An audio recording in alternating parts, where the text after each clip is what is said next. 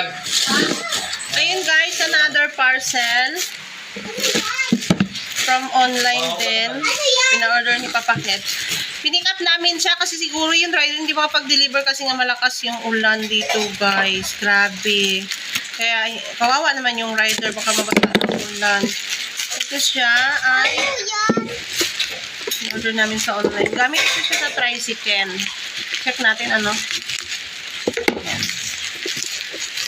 Wala, nakikita ko na yung uso. Wait lang. Ano siya guys?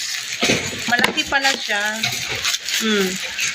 Meron siyang hawakan. Okay. Okay siya, di ba? Tay?